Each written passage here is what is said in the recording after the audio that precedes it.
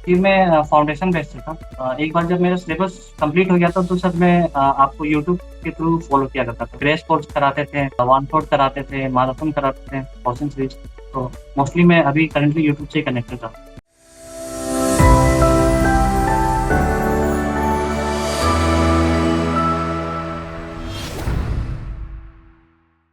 Hello दोस्तों, नमस्कार। स्वागत है आप सभी लोगों का आज ये पॉडकास्ट आप सभी बच्चों के लिए बहुत खास, बहुत इंपॉर्टेंट है, क्योंकि आज हमारे साथ हैं अभिनव यादव, जिनके बारे में बात करेंगे कि इन्होंने किस तरीके से मेहनत किया, क्या स्ट्रेटजी थी, इंपॉर्टेंट सब्जेक्ट क्या क्या थे, शॉर्ट नोट्स कैसे बनाए, क्या स्पेशल स्ट्रेटजी थी जो थर्ड अटेम्प्ट में, जो इनका एक सपना था कि मुझे बीआरओ में ही लेना है सिलेक्शन, क्योंकि अभी ये ना रिमोट लोकेटिंग एरिया में ही रह रहे हैं। तो first of all congratulate you.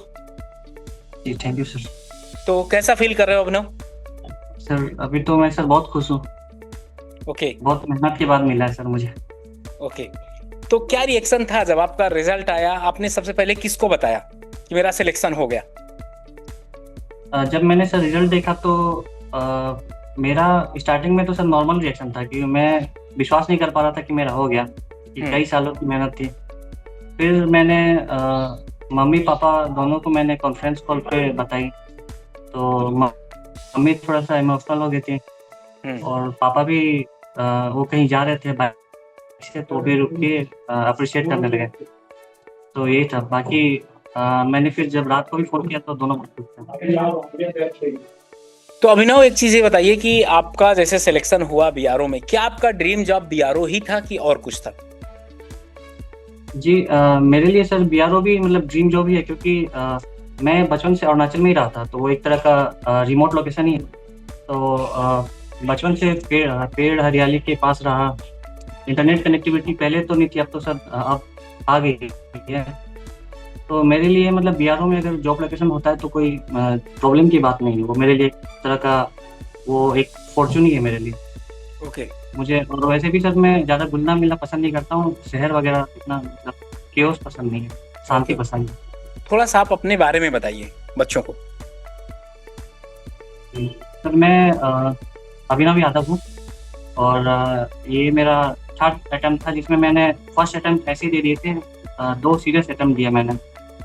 और मैं बीटेक ग्रेजुएट हूँ, और पापा मेरे जो अरुणाचल में टीचर थे, तो बचपन से जो स्कूलिंग वगैरह हुई अप टू 10 तक वो वहीं पे हुई।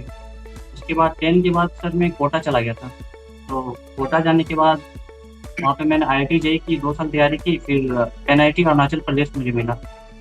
तो एनआईटी अरुणाचल जो सर ईटानगर में ही था, तो पापा भी वहीं रहते थे, तो मैंने वहीं कॉलेज वगैरह की। फिर जब मैं पास आउट हुआ तो उस वक्त कोरोना आ चुका था।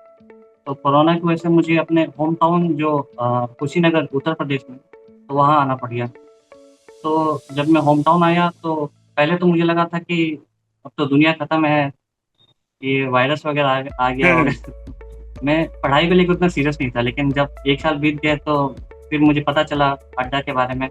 यूट्यूब वगैरह पे आपके पॉडकास्ट वगैरह में वो आते थे रील्स वगैरह, वहाँ से पता चला, तो प्रिपरेशन मेरा वहीं से स्टार्ट हुआ। ओके। तो ये जर्नी का श्रेय किसको आप देना चाहते हैं, मम्मी पापा या? फैमिली का और फ्रेंड्स का बहुत योगदान रहा, लेकिन सबसे बड़ा योगदान तो सर मैं टीचर्स का मानता हूँ। जो आप जैसे टीचर्स हैं, पहले तो सर सब कुछ अवेलेबल भी नहीं था यूट्यूब पे, वो धीरे धीरे कोरोना के बाद आने लगा, तो ये काफ़ी हेल्पफुल हो गया। जैसे कि अगर आप पहले कोचिंग जाते तो बहुत लाखों रुपए खर्च होते हैं। अब क्या है कि अब सर आप यूट्यूब से ही इनफ कंटेंट आपको मिल जाता है। आपका जो क्वेश्चन प्रैक्टिस बैच है वो भी काफ़ी हेल्पफुल है। 1000 सीरीज जो था मैंने वो भी देखा था एसएससी जेईई से पहले। और जो अभी मैं करंट बताऊँ तो सर मैं टेस्ट देता था, पढ़ता था, और जब मैं थक जाता था शाम को तो मैं आपके जो वीडियोस वगैरह वो देखा करता था यूट्यूब के। एक तरह मोटिवेशन। से पूरी पढ़ाई कंटिन्यू रहती थी। Okay okay. तो अच्छा अभिनव, एक चीज ये बताइए, सिलेक्शन के लिए कितने घंटे पढ़ने चाहिए? आप कितने घंटे पढ़ते थे? सर अभी तो कंपटीशन तो सर बहुत बढ़ गया है, तो अगर आप एक तो कैजुअली प्रिपेयर करेंगे तो आप तो पहले ट्रैक से बाहर है। तो आपको मिनिमम सर 6 से 8 घंटे तो देने ही चाहिए।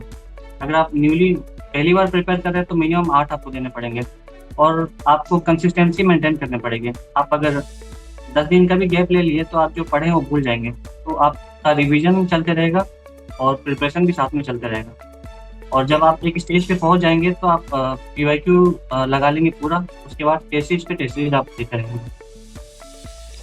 तो यहाँ पर अभिनव, आपको ये याद है आपके सीबीटी 1 में कितने नंबर थे, सीबीटी 2 में जी सर, इस कितने बार थे? सर मेरे सीबीटी 1 में सर 133 थे। 130 अच्छे मार्क्स थे। जी। अब रीजनिंग में कितना था? इंडिविजुअल मार्क्स तो सर एग्जैक्टली याद नहीं है, लेकिन मैं जीएस में थोड़ा कम रह गया था, मेरा उसमें 15-16 मार्क्स था। रीजनिंग में? और रीजनिंग में सर, रीजनिंग की तो मैंने प्रैक्टिस की थी, तो उसमें 40 करीब आसपास थे। ओके। और ये टेक्निकल में 75 या 74 ऐसे कुछ थे। ओके। सीबीटी 2 में?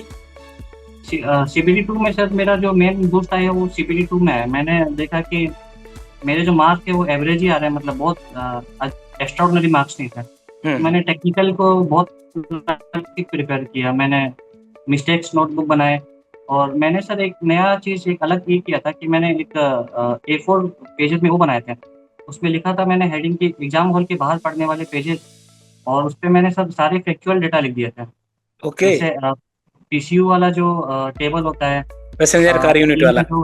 जी, स्टील का जो सेफ फैक्टर होता है, जो वाटर डिमांड और उसके लिए कितना पॉपुलेशन चाहिए होता है, ये होता है जो हमें यूजुअली याद नहीं रहता है। तो मैं वो ये था कि मैं एग्जाम से पहले 1 घंटे पहले अगर लेके जाऊंगा तो शॉर्ट टर्म मेमोरी में रहेगा। तो उसकी हेल्प से सर उसमें आ भी गए थे सर 4-5 क्वेश्चन, और जो क्वेश्चन प्रैक्टिस करवाते थे उसमें से भी सर बहुत सारे क्वेश्चन उसमें आ गए थे एज इट इज, यूट्यूब वाले से ही आ गए थे। ओके ओके, नहीं बहुत अच्छे। तो अच्छा, सीबीटी 2 में क्या आपने स्पेशल किया? सीबीटी 1 में जब आपको ये एनालाइज हुआ कि मेरे जो नंबर आ रहे हैं ना बहुत कॉमन नंबर आ रहे हैं, तो सीबीटी 2 के लिए आपने स्पेशल क्या किया और बच्चों को किस तरीके से गाइड करेंगे आप? सीबीटी 2 में सर मैं एक्चुअली मैं पिछला जो अटेम्प्ट था उसमें अगर मैं देखूँ तो मैं क्वेश्चन प्रैक्टिस काफी कम करता था। तो मैं पहले बहुत कैजुअल था, अगर आपकी वीडियोस भी देख रहा हूँ तो मैं मूवी की तरह देखा करता था। लेकिन बाद में मुझे रियलाइज हुआ कि अगर मैं सिर्फ सिनेमा जैसा देख के निकाल दूंगा तो नहीं होगा, जो मुझे सवाल नहीं आता उसको मुझे लिखना पड़ेगा। तो मैं आपके भी जो वीडियो देखता था तो उसमें मैं पॉज करके लिखता रहता था, जो मुझे ये सवाल का आंसर नहीं आया तो मैं वो लिख लिया। ऐसे में करके सर एक मिस्टेक नोटबुक में 1 2 3 करके नंबरिंग करके मेरे शायद 800 से 1000 सवाल हो गए थे। और उसको मैं वो रिवाइज करने में भी सर आसान थी, क्योंकि 1 लाइनर टाइप के मैंने बनाए हुए थे। तो उसको मैं क्या करता था कि सोने से पहले आज 1 to 100 रिवाइज कर लिया, कल 100 से 200 रिवाइज कर लिया, परसों 200 से 300 रिवाइज कर लिया, और उसको टिक करते जाता था ताकि एक माइंड में रहे कि हाँ रिवाइज कर रहा है। और ये मैं डेली करता था तो उस पर एफर्ट लगाने की भी जरूरत नहीं पड़ती थी, बाई डिफॉल्ट जो दिमाग में याद होते जाते थे। तो अभिनव भाई, आपने एक बहुत अच्छी बात यहाँ पर बच्चों को बताया है। बहुत ऐसे बच्चे होते हैं ना जो आज की जनरेशन एक तो फास्ट भी बहुत हो गई है, सारे बच्चों को चाहिए 2x में कि सर बहुत स्पीड में पढ़ाइए, चीजें समझ में आए या ना आए। तो एक चीज समझ लीजिए, आपके सामने जीता जागता एग्जाम्पल मैं आपको बता रहा हूँ, ठीक ना? ये हरदम कभी भी 2x में नहीं देखते थे, आराम से देखते थे। सिंपल सी बात है, कोई भी अगर सिनेमा आपके पास से जितना धीरे धीरे गुजरेगा आपको उतना ज्यादा उससे लगाव होगा, उतनी ज्यादा चीजें कैप्चर करेंगे, और वही आपकी सिली मिस्टेक दूर करेंगे। आप 2x में देखेंगे, एग्जाम में भी वही सिली मिस्टेक आप 2-4 क्वेश्चन करके आते हैं, वही उसी के वजह से आपका हर बार 1-2 नंबर से सिलेक्शन रुक जाता है।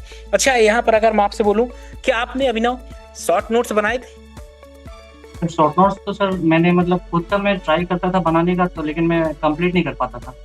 तो मैं दोस्तों का शॉर्ट नोट्स उठा लेता था, लेकिन मैंने ये नोटिस किया कि जब तक खुद से ना लिखा जाए तो वो शॉर्ट नोट्स नहीं कहलाएगा। आप किसी और का नोट्स पढ़ेंगे तो फील नहीं आता वो आपको। तो शॉर्ट नोट्स तो नहीं, मैंने एक मिस्टेक्स नोटबुक बनाए थे, वो एक तरह का शॉर्ट नोट्स ही हो गया। तो उसमें मैंने क्या किया था कि मैं कुछ भी पढ़ता था या पीवाईक्यू भी लगाता था, जो मुझे नहीं आते थे उसमें नंबरिंग डालता था और लिख देता था वो चीज़। और मैं पैराग्राफ में नहीं लिखता था, मैं कोशिश करता था कि मैं 1 लाइनर के फॉर्मेट में एक ही सेंटेंस में लिखूँ, ताकि जितना शॉर्ट रहेगा उतना दिमाग में इजीली जाता था। तो ऐसे करते करते मैंने मिस्टेक्स नोटबुक मेरे 800 से 1000 पॉइंट्स के हो गए थे। तो वही सब एक तरह का शॉर्ट नोट्स था मेरे लिए, और उसी से मेरा सर रिवीजन चलते रहता था, उसको मैं डेली रिवाइज करता था। ओके। सिविल इंजीनियरिंग के कुछ इंपॉर्टेंट सब्जेक्ट जो बच्चों को बहुत अच्छे तरीके से पढ़ने चाहिए, आपके तरफ से क्या गाइडेंस है? जी, अगर आप जो SSC JEE का हर साल का अगर आप पैटर्न एनालिसिस करेंगे तो कुछ सब्जेक्ट है जिसका वेटेज बहुत अच्छा खासा है, उसको आप इग्नोर नहीं कर सकते हैं। उसमें सर आपका जो बीएमसी हो गया, आपका जो सर्वे, हाईवे, बिल्कुल। सोयल और इन्वायरमेंट। हाँ इन्वायरमेंट, हाँ हम्म। ये सब। और जो अगर आप जो थोड़ा सा छोड़ना चाहते हैं या थोड़ा सा वीक भी पड़ गया है, तो जिसमें आपको प्रॉब्लम इतनी नहीं आएगी, वो आपकी जो इरिगेशन, स्टील और स्ट्रक्चर वगैरह है। लेकिन आजकल जो अभी जो नया इडिक्विटी जो आया है, उसमें देखा गया है कि इसमें से भी सवाल आ रहे हैं। तो बिल्कुल। मेरे हिसाब से तो आप कुछ ना छोड़े तो ज़्यादा बेटर होगा। नहीं नहीं, तो यहाँ पर आपने बच्चों को ये बताया कि सारे सब्जेक्ट इंपॉर्टेंट हैं, सारे सब्जेक्ट पढ़कर आपको जाना है। अच्छा, एक चीज़ अगर मैं आपसे पूछूं कि आपकी लाइफ में भी कई बार ऐसा हुआ होगा कि बहुत डिमोटिवेशन आ गया होगा कि अब सिलेक्शन नहीं होगा, मैं छोड़ देता हूँ, फिर आप अपने आप को किस तरीके से मोटिवेट रखे? एक बार मतलब ऐसा मेरे साथ हुआ है, अभी इसी एग्जाम से पहले हो गया था। मैं ऐसा हो गया था कि कोई एग्जाम निकलता ही नहीं था, और जो निकलता था वो भी जैसे आरआरबी जेई मेरा डेसिमल से रह गया। ऐसे बहुत सारे एग्जाम थे जो मेरे पॉइंट से रह जाते थे। जो डीएसएसबी का जो हुआ था वो भी मेरा 1-2 मार्क्स से रह गया था। उसके बाद अभी मैंने यूपीपीएससी जेई का मेंस दिया, उसका भी रिजल्ट नहीं आया। हम्म। तो मतलब ये प्रोसेस में मैं फंसा रह गया था, कभी रिजल्ट आता ही नहीं था। और जब हम नया नया जब तैयारी करते हैं तो जब पढ़ते हैं तो प्रोग्रेस दिखता है। लेकिन एक ऐसा पॉइंट आ जाता है जब आप पढ़ेंगे तो लगता है कि अब कुछ नहीं हो रहा, अब कुछ हो ही नहीं रहा, हम जैसे हैं वैसे के वैसे ही हैं, कोई प्रोग्रेस नहीं है, ऐसा फील होता है। तो ऐसा मेरे साथ भी हुआ था। मैं ऐसे टाइम पे पापा को फ़ोन किया था, तो पापा बोले थे कि तुम बहुत क्लोज से रह जा रहे हो, इस बार क्या करो कि तुम एक्सपेक्टेशन मत रखो, तुम ये हम्म। मत देखो कि रिजल्ट निकलेगा नहीं निकलेगा, तुम बस पढ़ना है, पढ़ते रहो। तो मैंने पापा का ही जो एडवाइस मान के डेली मैंने लाइब्रेरी जाता था, 8 घंटे में पढ़ता था। और ज़्यादा मैं ओवर थिंकिंग नहीं करता था, बस मैं पढ़ता था, रिवाइज करता था, टेस्ट देता था। और यही मेरी शेड्यूल बन गई थी। और एक्सपेक्टेशन मैंने रखना छोड़ दिया था। ओके, ये बहुत अच्छी बात बताएं। बहुत ऐसे बच्चे होते हैं कि वो भाई पढ़ते बहुत ज्यादा हैं और एक्सपेक्टेशन भी कम रखते हैं, या ज्यादा भी रखेंगे तो उनको अधिकार है क्योंकि ज्यादा पढ़ रहे हैं। बहुत ऐसे बच्चे हैं 2 से 3 घंटे ही पढ़ते हैं, लेकिन उनकी एक्सपेक्टेशन ये होती है कि यार मैं एसएससी जेई में मेरी ऑल इंडिया रैंक 1 आ जाए, 2 आ जाए। भाई उसके लिए आपको मेहनत करनी पड़ेगी, डेडिकेशन दिखाना पड़ेगा, मोटिवेट रहना पड़ेगा, कंसिस्टेंट आपको रहना पड़ेगा, तभी आप समझ लीजिए सिलेक्शन होगा। कंपटीशन बहुत ज़्यादा है, वो चाहे सीबीटी 1 हो चाहे सीबीटी 2 हो, कोई भी सब्जेक्ट छोड़ नहीं सकते आप, वो चाहे टेक्निकल हो चाहे नॉन टेक्निकल हो, या टेक्निकल के और भी जो जो भी सब्जेक्ट हैं, सारे सब्जेक्ट को इम्पोर्टेंट, सबको इक्वल इंपॉर्टेंस दीजिए। अच्छा, यहाँ पर मैं बताऊँ, आपने टेस्ट सीरीज कितना लगाया? टेस्ट सीरीज का सिलेक्शन में कितना इंपॉर्टेंस रोल है? इस बार जो मैंने प्रिपरेशन की थी उसमें टेस्ट सीरीज का ही मेजर रोल रहा। मैंने पीवाईक्यू कई बार कर लिए थे, करीब 3-4 बार मैंने पीवाईक्यू कर चुके थे। तो इस बार टेस्ट सीरीज में ज़्यादा दिया मैंने। तो मैं जहाँ से मैं मुझे टेस्ट सीरीज मिलता था, मैं फुल लेंथ वाला टेस्ट सीरीज देते जाता था।